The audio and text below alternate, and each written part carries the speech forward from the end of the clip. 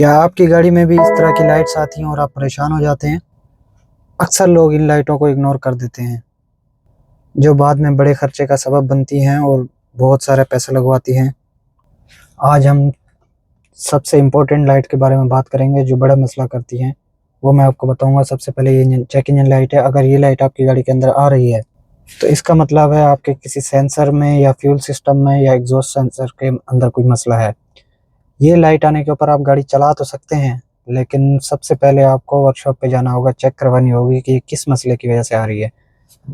कोई सेंसर ख़राब होता है उसकी वजह से आती है, 2-3 चीज़ें और होती हैं, जैसे एग्जॉस्ट सेंसर हो गया, फ्यूल सेंसर हो गया और आपका फ्यूल सिस्टम हो गया, एग्जॉस्ट सिस्टम हो गया, इनकी वजह से आती हैं। और अगर ये आई की लाइट आ रही है, हैंड ब्रेक की लाइट, तो इसकी 2-3 वजह इसकी भी हो सकती हैं।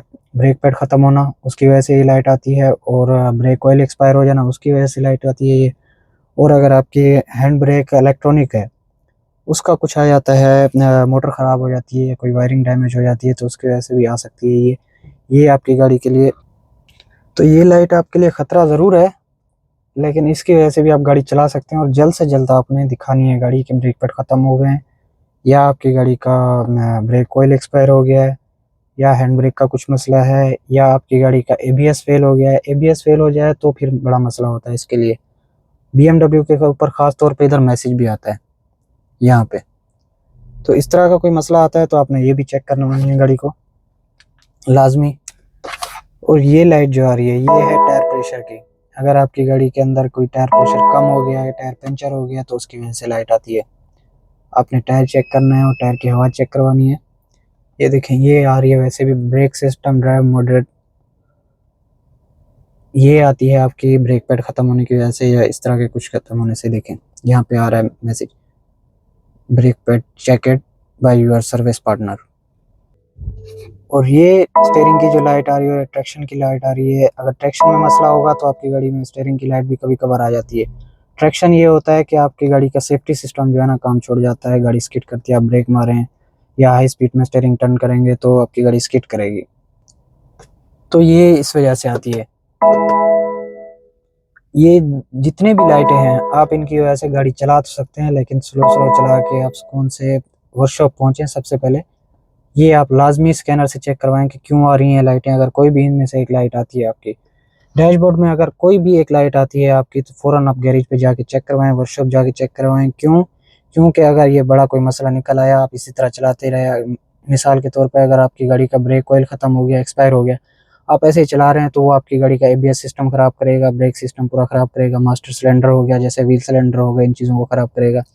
और अगर चेक इंजन लाइट आ रही है, चेक इंजन आप इग्नोर कर देते हैं, कोई एक सेंसर ख़राब है, मिसाल के तौर पे फ्यूल इंजेक्टर ख़राब है, तो वो आपके इंजन में मसला करेगा, मिसफायर आएगा गाड़ी के अंदर और वो आपके इंजन को नुकसान पहुंचाएगा।